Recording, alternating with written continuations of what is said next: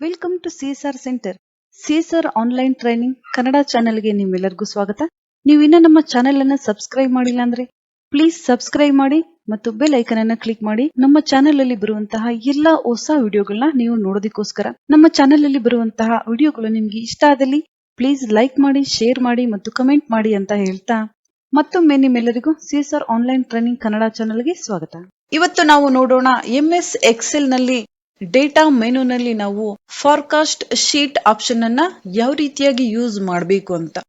ಫಾರ್ಕಾಸ್ಟ್ sheet ಅನ್ನ ನಾವು ಯಾವ ರೀತಿಯಾಗಿ ಇನ್ಸರ್ಟ್ ಮಾಡಬೇಕು ಅನ್ನೋದಕ್ಕೂ ಮೊದಲು ಫಾರ್ಕಾಸ್ಟ್ ಫಾರ್ಮುಲಾಗಳು ಯಾವ ರೀತಿಯಾಗಿ ಯೂಸ್ ಆಗುತ್ತೆ ಅಂತ ನಾವಿಲ್ಲಿ ಮೊದಲು ನೋಡಬೇಕಾಗುತ್ತೆ. ಫಾರ್ಕಾಸ್ಟ್ ಫಾರ್ಮುಲಾಗಳನ್ನ ನಾವು ಎಂಎಸ್ ಎಕ್ಸೆಲ್ ಅಲ್ಲಿ ಫ್ಯೂಚರ್ ಡೇಟಾವನ್ನ ಪ್ರಿಡಿಕ್ಟ್ ಮಾಡೋದಕ್ಕೋಸ್ಕರ ಯೂಸ್ ಮಾಡ್ತೀವಿ. ಫ್ಯೂಚರ್ ಡೇಟಾ ಅಂದ್ರೆ ಯಾವುದೇ ಒಂದು ಡೇಟಾ ಇರಬಹುದು. ಎಕ್ಸಾಂಪಲ್ ನಾವಿಲ್ಲಿ ತಗೊಂಡ್ರೆ ಒಂದು ಕಂಪನಿಯಲ್ಲಿ ಹಲವಾರು ವರ್ಷದ ಡೇಟಾ ಇರುತ್ತೆ. ಯಾವ ಇಯರ್ ಅಲ್ಲಿ ಎಷ್ಟು ಸೇಲ್ ಆಗಿದೆ ಮತ್ತು ಎಷ್ಟು ಪರ್ಚೇಸ್ ಆಗಿದೆ ಮತ್ತು ಯಾವ ಇಯರ್ ಅಲ್ಲಿ ನಮ್ಗೆ ಎಷ್ಟು ಪ್ರಾಫಿಟ್ ಬಂದಿದೆ ಅಥವಾ ಲಾಸ್ ಆಗಿದೆ. ಈ ರೀತಿಯಾದ ಡೇಟಾವನ್ನ ನಾವು ಫಾಲೋ ಮಾಡಿ ಮುಂದಿನ ವರ್ಷಗಳಲ್ಲಿ ಕಂಪನಿಯ ಪರ್ಚೇಸ್ ಎಷ್ಟಾಗಬಹುದು ಅಥವಾ ಸೇಲ್ ಎಷ್ಟಾಗಬಹುದು ಅಥವಾ ಪ್ರಾಫಿಟ್ ಅಥವಾ ಲಾಸ್ ಎಷ್ಟಾಗಬಹುದು ಅಂತ ನಾವಿಲ್ಲಿ ಕ್ಯಾಲ್ಕುಲೇಟ್ ಮಾಡೋದಕ್ಕೋಸ್ಕರ ಫಾರ್ಕಾಸ್ಟ್ ಫಾರ್ಮುಲಾಗಳನ್ನ ಯೂಸ್ ಮಾಡಬಹುದು. ನಾವಿಲ್ಲಿ ಕಂಪನಿಯ ಡೇಟಾಗಳನ್ನ ಸಹ ಬಳಸಬಹುದು. ನಾನಿಲ್ಲಿ ಇಂಡಿಯನ್ ಪಾಪ್ಯುಲೇಷನ್ ಅನ್ನ ಎಕ್ಸಾಂಪಲ್ ಆಗಿ ತಗೊಂಡಿದ್ದೀನಿ. ನೀವಿಲ್ಲಿ ನೋಡಬಹುದು ಒಂದು ಡೇಟಾ ಟೇಬಲ್ ಅನ್ನ ನಾನಿಲ್ಲಿ ರೆಡಿ ಮಾಡಿದ್ದೀನಿ. ನಾನಿಲ್ಲಿ ಇಂಡಿಯನ್ ಪಾಪ್ಯುಲೇಷನ್ ಅನ್ನ ತಗೊಂಡಿದ್ದೀನಿ. ಯಾವ ಇಯರ್ ಅಲ್ಲಿ ಎಷ್ಟು ಪಾಪ್ಯುಲೇಷನ್ ಇತ್ತು ನೀವಿಲ್ಲಿ ನೋಡ್ತಾ ಇರಬಹುದು. 1901 2011 ಯಾವ ಇಯರ್ ಅಲ್ಲಿ ಎಷ್ಟು ಪಾಪ್ಯುಲೇಷನ್ ಇತ್ತು ನಾನಿಲ್ಲಿ ಡೇಟಾವನ್ನ ತಗೊಂಡಿದ್ದೀನಿ. ಅದೇ ರೀತಿಯಾಗಿ ನಾವಿಲ್ಲಿ ಫ್ಯೂಚರ್ ಡೇಟಾವನ್ನ ಪ್ರಿಡಿಕ್ಟ್ ಮಾಡಬೇಕಾಗಿದೆ. 2021 ಇಂಡಿಯನ್ ಪಾಪ್ಯುಲೇಷನ್ ಎಷ್ಟಾಗಿದೆ ಅಥವಾ 2031 ಇಂಡಿಯನ್ ಪಾಪ್ಯುಲೇಷನ್ ಎಷ್ಟಾಗಬಹುದು. ಈ ರೀತಿಯಾದ ಡೇಟಾವನ್ನ ನಾವಿಲ್ಲಿ ಪ್ರಿಡಿಕ್ಟ್ ಮಾಡೋದಕ್ಕೋಸ್ಕರ ಫಾರ್ಕಾಸ್ಟ್ ಫಾರ್ಮುಲಾಗಳನ್ನ ಯೂಸ್ ಮಾಡ್ತೀವಿ. ಫಾರ್ಕಾಸ್ಟ್ ಫಾರ್ಮುಲಾಗಳಲ್ಲಿ ಎರಡು ರೀತಿಯಾದ ಫಾರ್ಮುಲಾ ಬರುತ್ತೆ. ಒಂದು ಫಾರ್ಕಾಸ್ಟ್ ಲೀನಿಯರ್, ಇನ್ನೊಂದು ಫಾರ್ಕಾಸ್ಟ್ ಇಟಿಎಸ್. ಎರಡು ಫಾರ್ಮುಲಾಗಳು ಯಾವ ರೀತಿಯಾಗಿ ವರ್ಕ್ ಆಗುತ್ತೆ ಅಂತ ನೋಡೋಣ. ನಾವಿಲ್ಲಿ ಮೊದಲು ಫಾರ್ಕಾಸ್ಟ್ ಲೀನಿಯರ್ ಫಾರ್ಮುಲಾವನ್ನ ನೋಡೋಣ ಯಾವ ರೀತಿಯಾಗಿ ವರ್ಕ್ ಆಗುತ್ತೆ ಅಂತ. ನಾನಿಲ್ಲಿ ಕ್ಲಿಕ್ ಮಾಡ್ತಾ ಇದ್ದೀನಿ.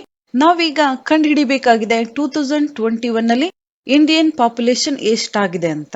ಈಕ್ವಲ್ ಸಿಂಬಲ್ ನಾವಿಲ್ಲಿ ಯೂಸ್ ಮಾಡಬೇಕಾಗುತ್ತೆ. ನಂತರ ಫಾರ್ಕಾಸ್ಟ್ ಫಾರ್ಮುಲಾ ನೀವಿಲ್ಲಿ ನೋಡ್ತಾ ಇರಬಹುದು. ಎರಡು ರೀತಿಯಾದ ಫಾರ್ಮುಲಾ ನಮ್ಗಿಲ್ಲಿ ಸಿಗುತ್ತೆ. ಫಾರ್ಕಾಸ್ಟ್ ಇಟಿಎಸ್ ನಂತರ ಫಾರ್ಕಾಸ್ಟ್ ಲೀನಿಯರ್. ಫಾರ್ಕಾಸ್ಟ್ ಲೀನಿಯರ್ ಫಾರ್ಮುಲಾ ನಾನಿಲ್ಲಿ ಯೂಸ್ ಮಾಡ್ತಾ ಇದ್ದೀನಿ. ನಂತರ ನೀವಿಲ್ಲಿ ನೋಡಬಹುದು ಎಕ್ಸ್ ವ್ಯಾಲ್ಯೂ ಅಂದ್ರೆ ಯಾವ ಇಯರ್ ಡೇಟಾವನ್ನ ನಾವಿಲ್ಲಿ ಕಂಡುಹಿಡಿಬೇಕಾಗಿದೆ. 2021 ಪಾಪ್ಯುಲೇಷನ್ ಅನ್ನ ನಾವಿಲ್ಲಿ ಕಂಡುಹಿಡಿಬೇಕಾಗಿದೆ. ಅದಕ್ಕೋಸ್ಕರ ನಾವು 2021 ಸೆಲೆಕ್ಟ್ ಮಾಡಬೇಕಾಗುತ್ತೆ.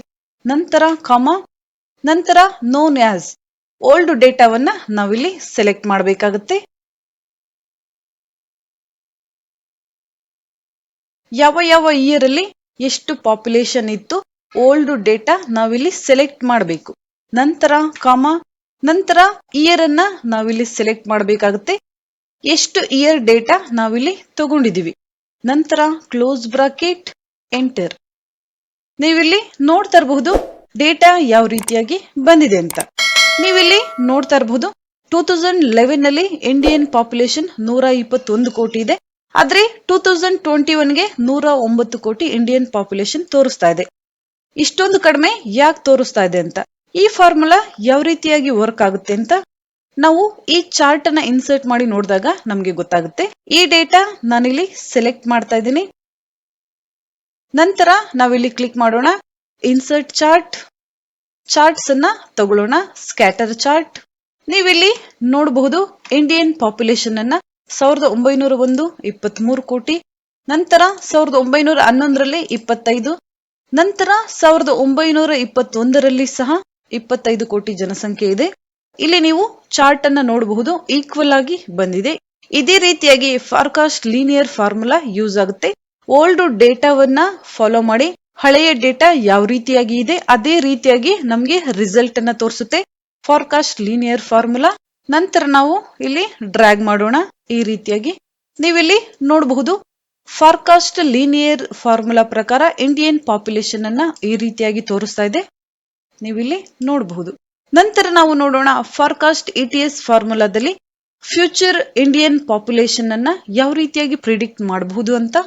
ನಂತರ ನಾವು ಇಲ್ಲಿ ಫಾರ್ಮುಲಾವನ್ನ ಯೂಸ್ ಮಾಡಬೇಕಾಗುತ್ತೆ. ಈಕ್ವಲ್ ಸಿಂಬಲ್, ಫಾರ್ಕಾಸ್ಟ್ ETS ಫಾರ್ಮುಲಾವನ್ನ ನಾವಿಲ್ಲಿ ಯೂಸ್ ಮಾಡಬೇಕು. ನಂತರ ಟಾರ್ಗೆಟ್ ಡೇಟ್ 2021 ಇಯರ್ ಅನ್ನ ನಾವಿಲ್ಲಿ ಸೆಲೆಕ್ಟ್ ಮಾಡಬೇಕಾಗಿದೆ. ನಂತರ ಕಾಮಾ, ನಂತರ ಓಲ್ಡ್ ಡೇಟಾ ನಾವಿಲ್ಲಿ ಸೆಲೆಕ್ಟ್ ಮಾಡಬೇಕಾಗುತ್ತೆ. ನಂತರ ಕಾಮಾ, ನಂತರ ಯಾವ ಇಯರ್ ಡೇಟಾ ನಮ್ಮ ಹತ್ರ ಇದೆ, ಓಲ್ಡ್ ಇಯರ್ಸ್ ಡೇಟಾ ನಾವಿಲ್ಲಿ ಸೆಲೆಕ್ಟ್ ಮಾಡಬೇಕಾಗುತ್ತೆ. ನಂತರ ಕ್ಲೋಸ್ ಬ್ರಾಕೆಟ್, ಎಂಟರ್. ನೀವಿಲ್ಲಿ ನೋಡಬಹುದು ಡೇಟಾ ಯಾವ ರೀತಿಯಾಗಿ ಬಂದಿದೆ ಅಂತ. 139 ಕೋಟಿ. ಈ ಡೇಟಾವನ್ನ ನಾವು ಗೂಗಲ್ ಅಲ್ಲಿ ಸಹ ಸರ್ಚ್ ಮಾಡಿ ನೋಡಬಹುದು. ನೀವಿಲ್ಲಿ ನೋಡಬಹುದು ಡೇಟಾ ಯಾವ ರೀತಿಯಾಗಿ ಬಂದಿದೆ ಅಂತ. ಈಗ ನಾವು ಡ್ರ್ಯಾಗ್ ಮಾಡೋಣ. ನೀವಿಲ್ಲಿ ನೋಡ್ತಾ ಇರಬಹುದು ಯಾವ ಇಯರ್ ಅಲ್ಲಿ ಇಂಡಿಯನ್ ಪಾಪ್ಯುಲೇಷನ್ ಎಷ್ಟಾಗಬಹುದು ಅಂತ ಫ್ಯೂಚರ್ ಪ್ರಿಡಿಕ್ಟ್ ನಾವಿಲ್ಲಿ ಮಾಡಬಹುದು ಫಾರ್ಮುಲಾ ಸಹಾಯದಿಂದ. ಫ್ಯೂಚರ್ ಪ್ರಿಡಿಕ್ಟ್ ಮಾಡಿರುವಂತಹ ಇಂಡಿಯನ್ ಪಾಪ್ಯುಲೇಷನ್ ಎಷ್ಟು ಸರಿಯಾಗಿದೆ ಅಂತ ನಾವಿಲ್ಲಿ ಚೆಕ್ ಮಾಡಬೇಕು. ನಾವಿಲ್ಲಿ ಗೂಗಲ್ ಅಲ್ಲಿ ಸರ್ಚ್ ಮಾಡಬಹುದು 2021 ಇಂಡಿಯನ್ ಪಾಪ್ಯುಲೇಷನ್ ಎಷ್ಟಾಗಿದೆ ಅಂತ. ನೀವಿಲ್ಲಿ ಡೇಟಾವನ್ನ ಮ್ಯಾಚ್ ಮಾಡಬಹುದು. ಗೂಗಲ್ ಅಲ್ಲಿ ಸರ್ಚ್ ಮಾಡಿದ್ರೆ ಇಲ್ಲಿ ನೀವು ನೋಡಬಹುದು 2021 ಇಂಡಿಯನ್ ಪಾಪ್ಯುಲೇಷನ್ ಡೇಟಾ ಎಷ್ಟಿದೆ ಅಂತ. ನೀವಿಲ್ಲಿ ನೋಡಬಹುದು 2021 ಇಂಡಿಯನ್ ಪಾಪ್ಯುಲೇಷನ್ ಎಷ್ಟಿದೆ ಅಂತ. ಇಲ್ಲಿ ನಾವು ಫಾರ್ಕಾಸ್ಟ್ ETS ಫಾರ್ಮುಲಾದಿಂದ ಫ್ಯೂಚರ್ ಅನ್ನ ಪ್ರಿಡಿಕ್ಟ್ ಮಾಡಿದಾಗ 139 ಕೋಟಿ ನಮ್ಗೆ ಇಲ್ಲಿ ತೋರಿಸ್ತಾ ಇದೆ. ಗೂಗಲ್ ಅಲ್ಲಿ ನಾವು 2021 ಇಂಡಿಯನ್ ಪಾಪ್ಯುಲೇಷನ್ ಸರ್ಚ್ ಮಾಡಿದಾಗ ಇಲ್ಲಿ ಸಹ ನಮ್ಗೆ 139 ಕೋಟಿ ಇಂಡಿಯನ್ ಪಾಪ್ಯುಲೇಷನ್ ತೋರಿಸ್ತಾ ಇದೆ. ಈ ರೀತಿಯಾಗಿ ನಾವು ಫಾರ್ಕಾಸ್ಟ್ ಫಾರ್ಮುಲಾಗಳನ್ನ ಯೂಸ್ ಮಾಡಬಹುದು. ಡೇಟಾ ಆಲ್ಮೋಸ್ಟ್ ಸೇಮ್ ತೋರಿಸುತ್ತೆ, ಸ್ವಲ್ಪ ಹೆಚ್ಚು ಕಡಿಮೆ ಆಗಬಹುದು. ಇದೇ ರೀತಿಯಾಗಿ ನಾವು ಕಂಪನಿಗಳಲ್ಲಿ ಓಲ್ಡ್ ಡೇಟಾವನ್ನ ತಗೊಂಡ್ರೆ ಮುಂದಿನ ವರ್ಷಗಳಲ್ಲಿ ಕಂಪನಿಯ ಪರ್ಚೇಸ್ ಅಥವಾ ಸೇಲ್ಸ್, ಕಂಪನಿಯ ಪ್ರಾಫಿಟ್ ಎಷ್ಟಾಗಬಹುದಂತ ನಾವಿಲ್ಲಿ ಪ್ರಿಡಿಕ್ಟ್ ಮಾಡಬಹುದು. ಈ ರೀತಿಯಾಗಿ ನಾವು MS Excel ಅಲ್ಲಿ ಫಾರ್ಕಾಸ್ಟ್ ಫಾರ್ಮುಲಾಗಳನ್ನ ಯೂಸ್ ಮಾಡಬಹುದು. ಇದೇ ಡೇಟಾವನ್ನ ಯೂಸ್ ಮಾಡಿ ನಾವಿಲ್ಲಿ ಫಾರ್ಕಾಸ್ಟ್ ಶೀಟ್ ಅನ್ನು ಸಹ ಇನ್ಸರ್ಟ್ ಮಾಡಬಹುದು. ಯಾವ ರೀತಿಯಾಗಿ ಅಂತ ನೋಡೋಣ. ಡೇಟಾ ಮೊದಲು ನಾವಿಲ್ಲಿ ಸೆಲೆಕ್ಟ್ ಮಾಡಬೇಕಾಗುತ್ತೆ. ನಂತರ ಫಾರ್ಕಾಸ್ಟ್ ಶೀಟ್, ನೀವಿಲ್ಲಿ ನೋಡಬಹುದು ಶೀಟ್ ಯಾವ ರೀತಿಯಾಗಿ ಇನ್ಸರ್ಟ್ ಆಗಿದೆ ಅಂತ. ಅಥವಾ ನೀವಿಲ್ಲಿ ಕಾಲಮ್ ಚಾರ್ಟ್ ಗೆ ಸಹ ಚೇಂಜ್ ಮಾಡಬಹುದು. ಈ ರೀತಿಯಾಗಿ ನಾವು MS Excel ಅಲ್ಲಿ ಫ್ಯೂಚರ್ ಡೇಟಾವನ್ನ ಪ್ರಿಡಿಕ್ಟ್ ಮಾಡೋದಕ್ಕೋಸ್ಕರ ಫಾರ್ಕಾಸ್ಟ್ ಫಾರ್ಮುಲಾಗಳನ್ನ ಯೂಸ್ ಮಾಡ್ತೀವಿ.